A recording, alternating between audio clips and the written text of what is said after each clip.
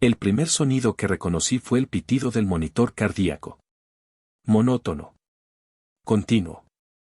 Como un testigo frío de algo que acababa de fracturarse para siempre. Abrí los ojos y lo primero que vi fue el techo blanco de una habitación que no era la mía. El segundo sonido fue la voz de mi hijo Mateo, 17 años, sentado en la silla junto a mi cama, inclinado hacia mí como si estuviera a punto de confesar algo que llevaba horas cargando solo. Y entonces lo dijo. Bajito. Con una calma que me heló más que el suero en la vena. Papá, mientras dormías, descubrí algo sobre mamá. No era el tono de alguien que viene a consolar a su padre después de un infarto. Era el tono de alguien que ha estado mirando un abismo y finalmente ha decidido jalarte hacia él.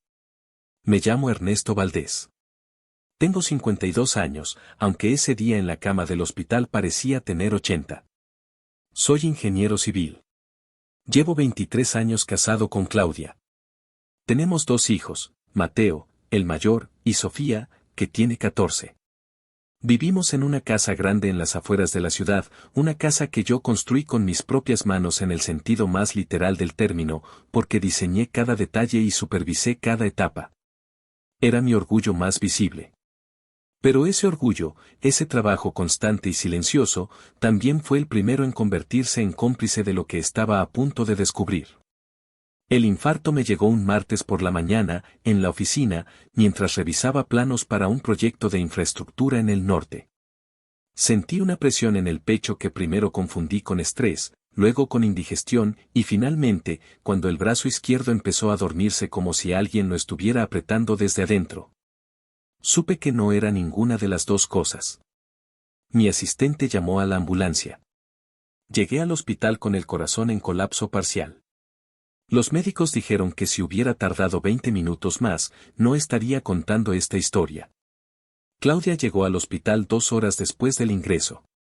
No voy a exagerar lo que sentí al verla entrar.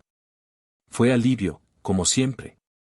Era la mujer con quien había dormido más de 8,000 noches. La conocía. O eso creía. Me tomó la mano, lloró un poco, habló con los médicos, organizó todo con esa eficiencia suya que siempre admiré. Y después se fue. Dijo que tenía que buscar a los niños en el colegio, que volvería en la tarde. Mateo llegó a las 6 de la tarde, después de que su madre lo dejara en la puerta del hospital y se marchara de nuevo con Sofía, diciendo que la niña no aguantaba bien ver a su padre conectado a máquinas. Mateo se quedó. Eso fue lo que importó. Antes de continuar, dime en los comentarios desde qué país estás viendo esta historia. Siempre me sorprende hasta dónde llegan estas historias. Mateo y yo nunca fuimos los más cercanos en el sentido físico. No era el padre que abraza a cada rato ni el que va a todos los partidos de fútbol. Trabajé mucho. Demasiado, probablemente. Pero había algo entre nosotros que siempre fue real y profundo. El respeto mutuo, la honestidad directa, la costumbre de mirarnos a los ojos cuando hablamos. Era un chico serio, inteligente, con una capacidad de observación que a veces me incomodaba porque me hacía sentir que me leía mejor de lo que yo me leía a mí mismo. Esa tarde en el hospital, cuando me dijo esas palabras, lo miré fijamente. ¿Qué descubriste, Mateo? Él no respondió de inmediato. Se levantó, cerró la puerta de la habitación y volvió a sentarse. Ese gesto solo ya me dijo que lo que venía era serio. Papá, no sé si es el momento. Acabas de tener un infarto. Le dije que precisamente por eso era el momento. Que si había algo que necesitaba saber, prefería enterarme ahora que después, porque después ya no sabría cómo reaccionar con el mismo nivel de claridad que tenía en ese instante, atrapado en esa cama blanca. Sin posibilidad de huir a ningún lado ni de distraerme con trabajo. Mateo suspiró. Ese suspiro de los que cargan algo que no eligieron cargar. Y empezó a hablar. Mamá dejó su teléfono en la sala cuando fue al baño. Yo estaba ahí, esperando que me llamaras para saber cómo estabas. El teléfono vibró y la pantalla se encendió. Vi el nombre. Se detuvo. No es un nombre que conozca, papá. Pero el mensaje era claro. Sentí el monitor cardíaco acelerarse. Literalmente. Uno de los enfermeros asomó la cabeza por la puerta, me miró, miré el monitor, respiré despacio. El enfermero desapareció. Volví a mirar a mi hijo. ¿Qué decía el mensaje? Mateo metió la mano en el bolsillo de su sudadera y sacó su propio teléfono. Me lo extendió. Lo fotografié. En la pantalla estaba la captura de un mensaje. El nombre del contacto era simplemente R. El mensaje decía, ¿cómo está tu marido? Espero que se recupere. Así podemos seguir con lo planeado sin interrupciones. Lo leí 3 veces. Cada vez que lo leía, una parte de mí buscaba una interpretación alternativa. Un colega. Un socio de negocios. Alguna amistad de trabajo que Claudia tuviera y que yo no conociera bien. Pero la frase lo planeado no dejaba mucho espacio para la ambigüedad. Y la frialdad de espero que se recupere dicha como condición para continuar con algo, no como deseo genuino, era una puñalada disfrazada de cortesía. ¿Hay más?, le pregunté a Mateo. Él asintió. Fui al baño después de que mamá tomó el teléfono. Me encerré y busqué ese nombre en su Instagram. R. Rodolfo. Un arquitecto. Tiene fotos con mamá. No muchas. Pero tiene algunas. Me devolvió el teléfono con el perfil abierto. Fotos de eventos sociales, cenas, exposiciones de arte. En 3 de ellas aparecía Claudia. Sonriendo de una manera que reconocí y que en ese momento preferí no reconocer. La primera noche en el hospital fue la más larga de mi vida. Claudia vino a visitarme al día siguiente con flores y con Sofía. Se comportó como siempre. Atenta. Organizada. Me preguntó por los médicos, por los medicamentos, si dormí bien. Yo la miré con esa nueva distancia que no tenía nombre todavía. Ella no notó nada. O lo disimulaba bien. En ese momento no sabía cuál de las 2 opciones era peor. Durante los 4 días siguientes en el hospital, Mateo vino cada tarde. Hablamos con una profundidad que no habíamos tenido en años. Me contó más cosas. Pequeñas. El hecho de que en los últimos meses Claudia había llegado a casa tarde varias veces con explicaciones que en su momento parecían razonables pero que ahora, vistas juntas, formaban un patrón. El hecho de que Sofía una vez le preguntó a Mateo dónde estaba mamá un sábado por la tarde y que cuando le preguntó a Claudia directamente, ella respondió con una impaciencia inusual. El hecho de que Claudia había cambiado la contraseña de su laptop hace unos 6 meses, algo que nunca había hecho antes. Yo escuché todo. Sin interrumpir. Sin reaccionar de más. Porque algo en mí, tal vez lo único que el infarto no había dañado, seguía funcionando con frialdad estratégica. Si te gustan las historias intensas como esta, suscríbete ahora mismo al canal. Aquí compartimos historias que te harán ver las relaciones humanas de otra manera. Salí del hospital el 5.º día. Claudia me recibió en casa con una cena que había preparado ella misma. Sofía me abrazó fuerte. Mateo me ayudó a subir las escaleras aunque no lo necesitara. Esa noche, en nuestra cama, Claudia se acostó a mi lado y apagó la luz. Sentí su respiración volverse lenta y regular en cuestión de minutos. Yo no dormí hasta las 4 de la mañana. Las semanas siguientes fueron una obra de teatro en la que yo era el único que sabía que era teatro. Me comporté como el hombre convaleciente que supuestamente era. Descansaba. Tomaba mis medicamentos. Iba a las consultas de cardiología. Agradecía los gestos de Claudia con una normalidad que me costaba físicamente sostener. Pero lo sostenía, porque entendí algo fundamental desde esa primera noche: si reaccionaba impulsivamente, solo perdía. Si esperaba, si observaba, si reunía información, entonces tendría el control de lo que viniera después. Empecé a prestar atención de una manera que nunca antes había prestado. No con paranoia. Con método. Con esa misma concentración que ponía en los planos de una obra civil, identificando las tensiones estructurales antes de que el edificio fallara. Claudia tenía un patrón. Los martes y jueves salía con más tiempo del habitual. Siempre con una justificación distinta: el gimnasio, la reunión con las amigas, un encargo pendiente en el banco, La visita a su madre. Las justificaciones eran creíbles por separado. Juntas, si las ponías en una línea cronológica, se volvían inverosímiles. Empecé a anotar las horas en un cuaderno que guardaba en mi cajón de la oficina en casa. No era evidencia. Era un mapa. Un martes por la tarde, mientras Claudia estaba en el gimnasio, llamé a su madre. Con el pretexto de saludarla, de agradecerle que hubiera venido al hospital. La señora, una mujer mayor y directa, me dijo algo que me confirmó todo sin pretenderlo: qué bueno que te recuperaste, Ernesto. Claudia estaba muy preocupada. Aunque para ser honesta, yo la he visto poco últimamente. Desde hace como un año que no viene tan seguido. Hablé con ella 10 minutos más, con calma, y cuando colgué me quedé sentado frente al escritorio mirando el cuaderno. Un año. Por lo menos un año. No sentí rabia en ese momento. Sentí algo más difícil de nombrar. Una especie de luto anticipado por algo que todavía no había terminado pero que ya no podría ser lo que fue. Llamé a un amigo abogado. Jorge. Discreto, profesional, con quien había trabajado en contratos de construcción durante 15 años. Le pedí una reunión sin decirle exactamente para qué. Nos vimos en su oficina un jueves a mediodía, mientras Claudia estaba en otro de sus compromisos. Le conté lo suficiente.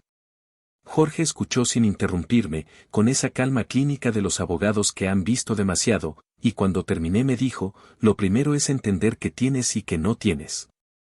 Lo segundo es entender qué quieres. Le dije que todavía no sabía lo segundo. Pero que quería empezar con lo primero. Jorge me recomendó un investigador privado. No fue una decisión fácil. Nunca había imaginado estar en esa situación. Pero la tomé con la misma lógica con que tomaba decisiones en la obra: cuando hay un problema estructural, ignorarlo no lo resuelve. Solo lo agrava. El investigador se llamaba Felipe. 40 y tantos años, discreto, con la mirada de alguien que ha visto demasiadas versiones del mismo error humano. Me cobró una suma razonable y me pidió 3 semanas. Durante esas 3 semanas continué mi vida de hombre convaleciente con una regularidad casi monástica. Comía bien, dormía lo suficiente, hacía mis caminatas matutinas siguiendo las instrucciones del cardiólogo. Cené con Claudia casi todas las noches. La escuché hablar de sus cosas, de Sofía, de los vecinos, de una película que había visto. La miré reír con esa risa suya que todavía reconocía como genuina cuando hablaba de los niños. Y pensé muchas veces que la complejidad del ser humano era algo para lo cual ningún manual te preparaba.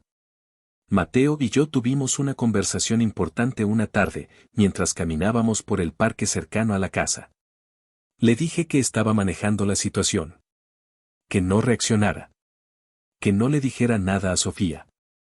Que confiara en mí. Me miró con esa seriedad suya y asintió. ¿Estás bien, papá?, me preguntó. Le dije que sí. Y era verdad, en la medida en que alguien puede estar bien mientras su mundo se reconfigura silenciosamente. Si esta historia te está atrapando, deja un like y suscríbete. Eso realmente ayuda a que este canal siga creciendo. Felipe me entregó su informe un lunes por la mañana. Eran 17 páginas con fotografías, registros de horarios y una cronología detallada. Rodolfo Ames. 48 años. Arquitecto independiente. Divorciado.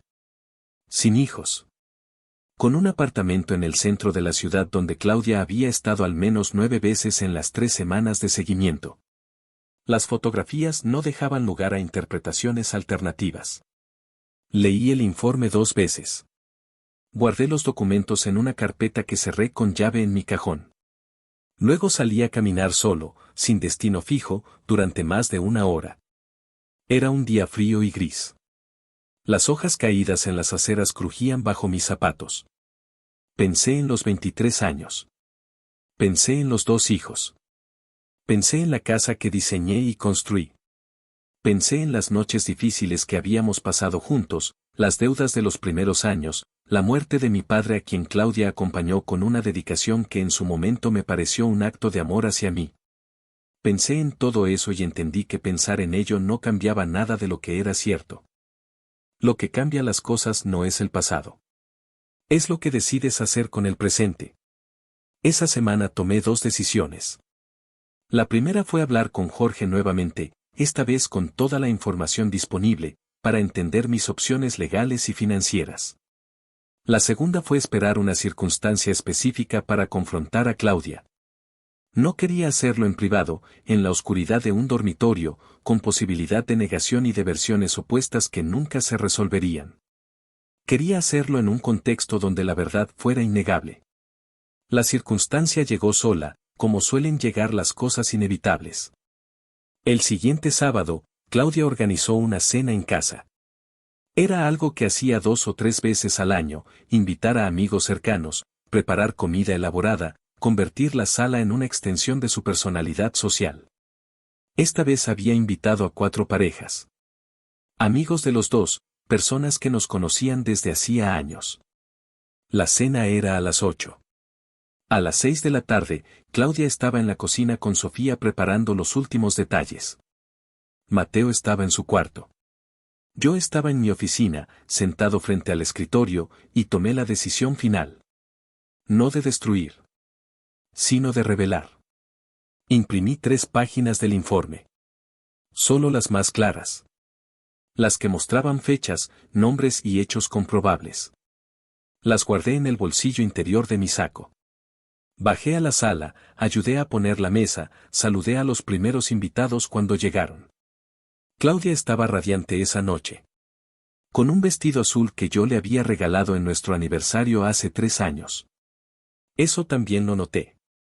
A las 9 de la noche, con todos sentados a la mesa, con el vino servido y la conversación en su punto más cálido, uno de los invitados, Roberto, levantó su copa. Un brindis por Ernesto, que nos tiene aquí todavía después de todo lo que pasó. Todos levantaron las copas. Claudia me miró con una sonrisa que en ese momento era perfectamente actuada o perfectamente sincera, y en ninguno de los dos casos cambiaba lo que yo estaba a punto de hacer. Levanté mi copa. Sonreí. Y dije, gracias a todos. Estos meses me han enseñado mucho sobre lo que importa y lo que no. Sobre lo que es real y lo que es una ilusión muy bien construida. Hubo un silencio de un segundo que nadie interpretó todavía. Bajé la copa. Saqué las 3 páginas del bolsillo y las puse sobre la mesa frente a mí. Sin apresurarme. Con la misma calma con que había estado operando durante semanas. Quédate conmigo, porque lo que pasó después cambió esta familia para siempre. Claudia, dije. Mi voz era completamente normal. Ese fue el detalle que más la asustó, creo. Que yo sonara normal. Quiero pedirte que leas esto. Empujé las hojas hacia ella. Ella no las tocó de inmediato. Me miró a mí. Miró las hojas. Algo en su expresión cambió en fracciones de segundo, como cuando un puente empieza a ceder y la grieta es invisible al ojo humano pero está ahí. ¿Qué es esto?, preguntó. Su voz era baja. Léelo, repetí. El silencio en la mesa era absoluto. 8 personas que no entendían qué estaba pasando pero que ya sentían que algo se había roto. Claudia tomó las hojas. Leyó la primera. Su color cambió. Miró alrededor de la mesa. Miró a Mateo, que estaba sentado al otro lado de la sala, fuera de la mesa de adultos, y que la miraba con una expresión que no era de triunfo sino de algo más parecido al dolor. Miró a Sofía, que estaba en la cocina todavía y no había escuchado nada. Ernesto, esto no es el lugar ni el momento, dijo Claudia. Y esa frase, precisamente esa frase, fue lo que me confirmó que no había nada que explicar ni defender. Cuando la primera reacción es hablar del lugar y el momento, no de la verdad de lo que se está leyendo, la verdad ya está admitida. Tienes razón, dije. No es el momento ideal. Pero llevas un año eligiendo los momentos, Claudia. Yo elegí este. Uno de los invitados, Carlos, el más cercano a mí de todos los que estaban en esa mesa, se puso de pie lentamente. Creo que nosotros. Empezó. Le dije que no, que se quedaran, que esto era algo que necesitaba testigos. No porque quisiera espectáculo. sino porque llevaba semanas siendo el único que cargaba algo que era de dos, y necesitaba que esa carga se redistribuyera en la realidad, no solo en mi cabeza. Claudia dejó las hojas sobre la mesa. Me miró. En sus ojos había vergüenza, había rabia, y debajo de todo eso, había algo que reconocí como alivio. El alivio de quien ya no tiene que sostener una mentira. Cuando lo supiste, me preguntó. Le dije que importaba poco el cuándo. Que lo sabía. ¿Los niños saben? Preguntó entonces. Le dije que Mateo sabía parte. No todo. Que Sofía no sabía nada. Ella cerró los ojos un momento. Cuando los abrió los tenía húmedos. No era lástima lo que yo sentía. Era una especie de tristeza limpia, sin mezcla, por todo lo que había sido real antes de que dejara de serlo. Los invitados se fueron en los siguientes 20 minutos. Nadie dijo mucho. Carlos me apretó el brazo al salir. Su esposa abrazó a Claudia en el pasillo y no dijo nada, que fue probablemente lo más sabio que hizo alguien esa noche. Sofía bajó de la cocina preguntando qué había pasado. Claudia la llevó a un lado. No sé exactamente qué le dijo. Escuché llorar a Sofía. Eso fue lo más difícil de la noche. No la confrontación. No la vergüenza de Claudia. El llanto de Sofía fue lo que me hizo cerrar los ojos en el pasillo y apoyarme contra la pared unos segundos. Mateo se quedó conmigo hasta las 2 de la madrugada. No hablamos mucho. Hicimos té. Nos sentamos en la cocina en silencio. A veces el silencio de dos personas que se entienden es la forma de comunicación más honesta que existe. En las semanas que siguieron, Claudia y yo tuvimos conversaciones que debieron haberse tenido años atrás. No sobre Rodolfo. Sobre nosotros. Sobre lo que habíamos dejado de construir entre nosotros mientras yo construía cosas afuera. Sobre el silencio que se había instalado en nuestra casa con tanta sutileza que ninguno de los dos lo había nombrado.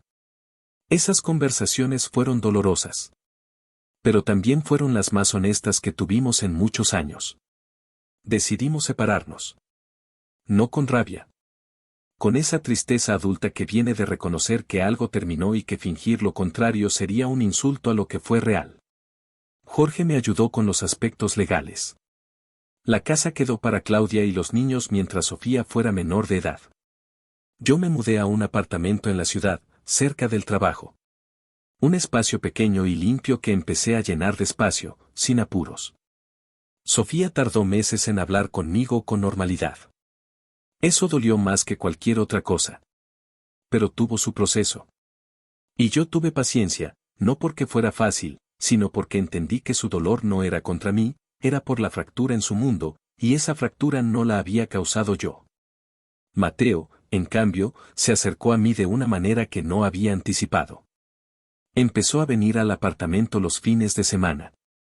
Cocinábamos juntos, veíamos películas, hablábamos de todo y de nada. Descubrí que mi hijo era una persona extraordinaria. No solo por haberme dicho la verdad cuando yo no podía verla, sino por cómo lo llevó todo. Con una madurez que no debería haber sido necesaria a sus 17 años, pero que existía, y que yo decidí honrar estando presente de una manera que antes no había estado. Un año después del infarto, fui a mi control cardiológico anual. El médico revisó mis resultados, me miró por encima de los lentes y dijo, Ernesto, su corazón está mejor que hace 12 meses. Eso no es común después de lo que tuvo. Le dije que tal vez los corazones, cuando se liberan de ciertos pesos, encuentran la manera de recuperarse. Me miró un momento con esa expresión de los médicos que no saben si lo que acaban de escuchar es profundo o solo poético. Luego sonrió y firmó mi receta. Esa tarde, saliendo del hospital, me senté en un banco del jardín exterior. Era el mismo hospital donde había despertado con Mateo a mi lado, con el pitido del monitor y el techo blanco y las palabras que me cambiaron la vida. Pensé en todo lo que había sucedido desde ese momento. En la cadena de decisiones, pequeñas y grandes, que me habían traído a ese banco, a ese día, a esa versión de mí mismo. No hay forma de terminar esta historia sin hacerse la pregunta que creo que tú también te estás haciendo en este momento, ¿valió la pena saber la verdad? Y mi respuesta, después de un año, es sí. No porque haya sido fácil. No porque no duela todavía. Sino porque vivir dentro de una mentira, aunque sea cómoda, es una forma de traicionarte a ti mismo. Y después de un infarto, después de estar a 20 minutos de no despertar, entendí que no me quedaba tiempo ni energía para traicionarme. Mi hijo me dio la verdad cuando yo no podía buscarla. No lo hizo por venganza ni por crueldad. Lo hizo porque me amaba lo suficiente como para no dejarme vivir en una ilusión. Eso es lo que los hijos hacen cuando los has criado bien, aunque no siempre lo sepas. ¿Alguna vez alguien en tu vida te dijo una verdad que no pediste pero que necesitabas escuchar? ¿Cómo cambia eso la relación entre dos personas? Deja tu respuesta en los comentarios. Me gusta leer lo que piensan quienes escuchan estas historias, porque al final, ninguna de estas experiencias nos pertenece solo a los que las vivimos. Si esta historia te llegó de alguna manera, si reconociste algo en ella, suscríbete al canal. Aquí compartimos historias reales e intensas como esta, historias que no buscan el escándalo sino la verdad que vive debajo de las cosas. Hasta la próxima.